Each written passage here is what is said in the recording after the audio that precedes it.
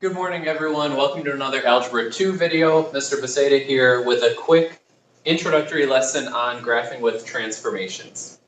Now, what I've got up on the board now is something that you might have seen back in geometry last year. We've got a black triangle on the board, and then another one in orange that looks like it's not quite in the same position as the first one. Now, back in geometry, you talked about translations, and you would probably look at this and say, well, the orange one is, if I count boxes, shifted down a certain number of units, and it looks like the shift would be 1, 2, 3, 4.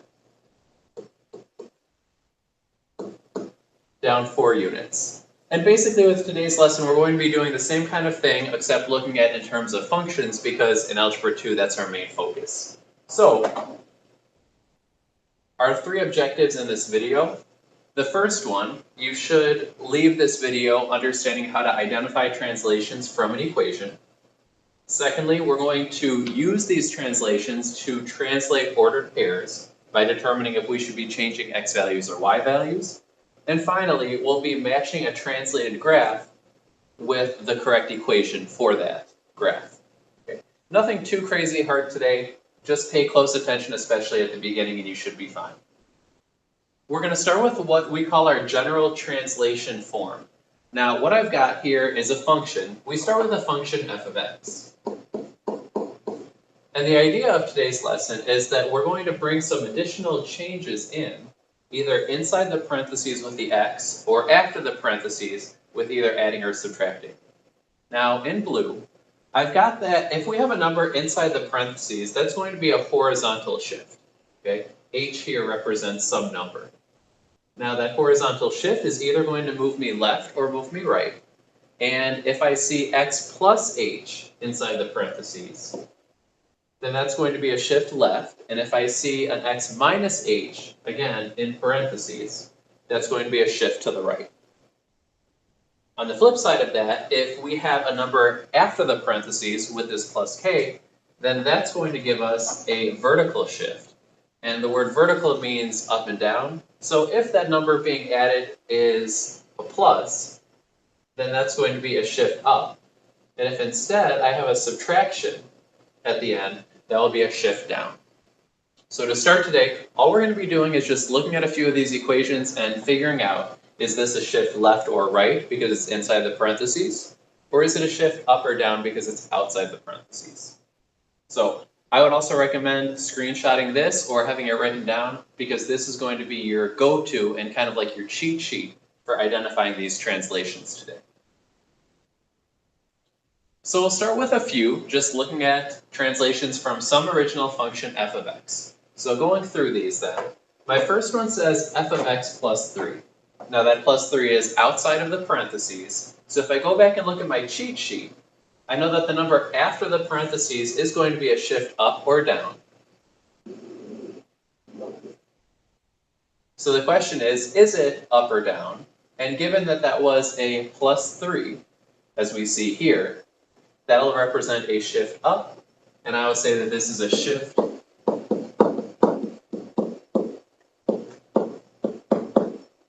up 3 units. Okay, if I see addition outside, that's a shift up.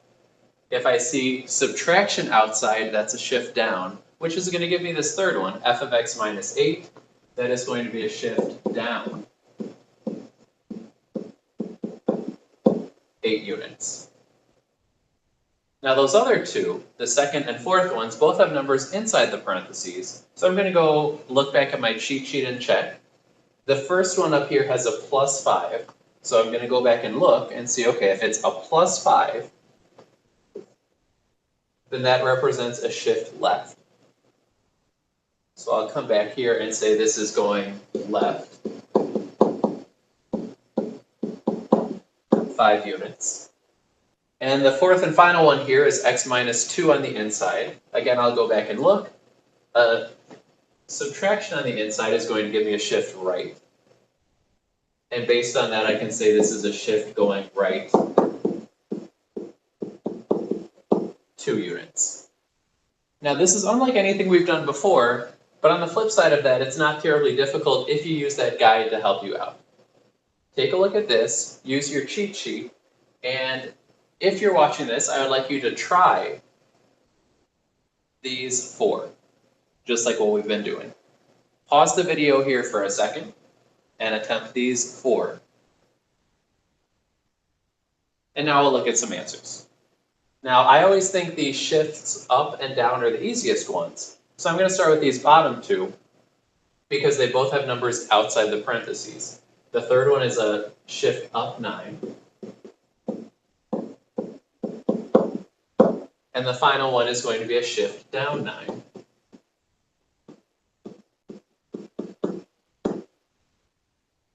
Since those 2 numbers are outside the parentheses. If I look at my first 2, I realize these are going left or right, and the subtraction on the inside is going to be a shift right 4 units, and the addition on the inside is going to be a shift left. So in this case, left 3 units, and that is how you identify translations from an equation.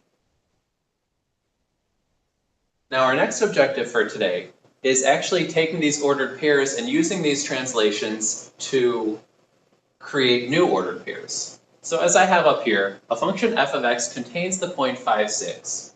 Determine the translation given each new function and the location of the new point. So the first half of this is actually what we've done before. To start, I just want you to identify what these transformations are. Number 1 has h of x equals f of x plus 8. That plus 8 is outside the parentheses, which tells me this is going to be a shift up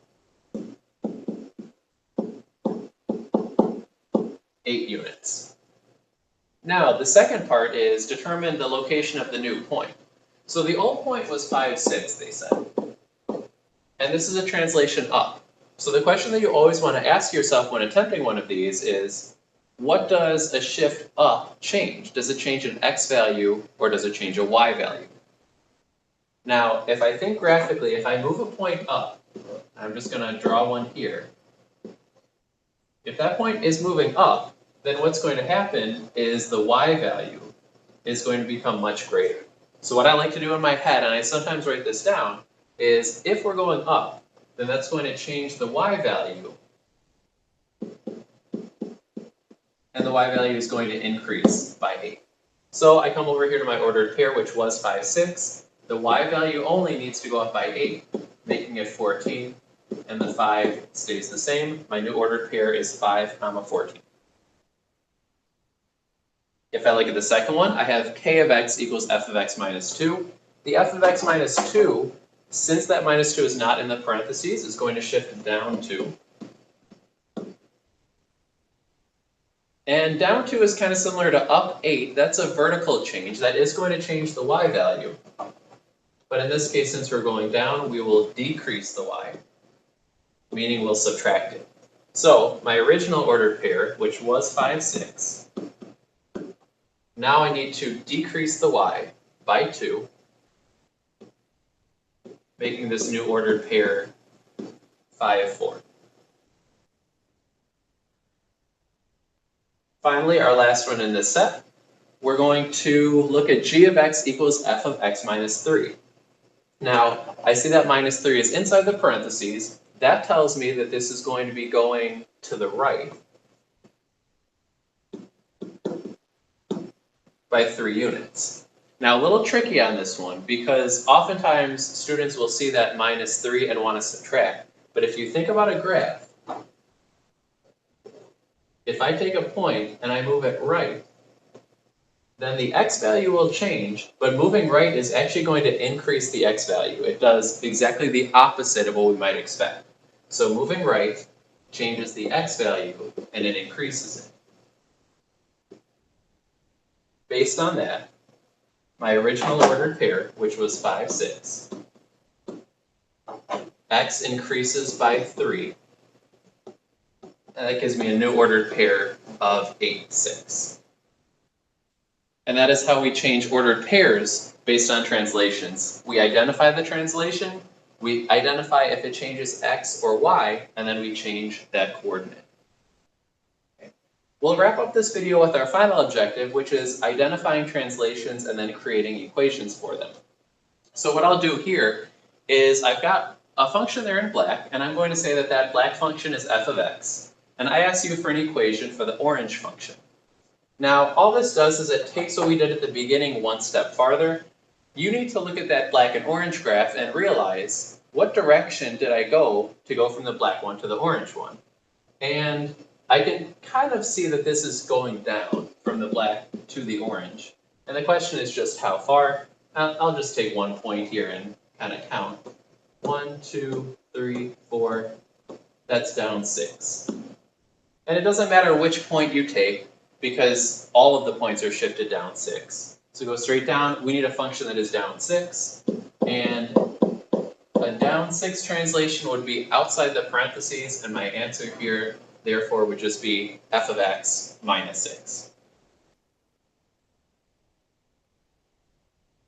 At this point, you are prepared to try the final two. I'd like you to pause the video here and attempt them by writing the translation and then writing the equation.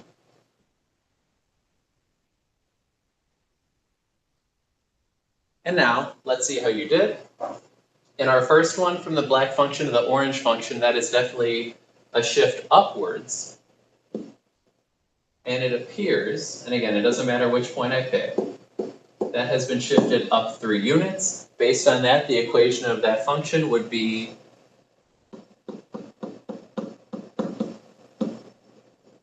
f of x plus 3. In my second one over on the right, from the black to the orange function, it is shifted right. You can kind of look at the corner of the V to help you see that. The corner of the V has moved from here to there. And how many boxes has it gone over? It has gone over 4. The shift is right 4. That right shift I know has to be in parentheses. And if you go back to that cheat sheet from before, for a function to go right, I need subtraction on the inside. My equation is f of x minus 4. And that concludes today's lesson. Hopefully you've got an idea of how to identify a translation from an equation, shift some ordered pairs, and identify equations of translated graphs. We'll see a little bit more of this in our first lesson of the week. Thanks for watching, and have a good one.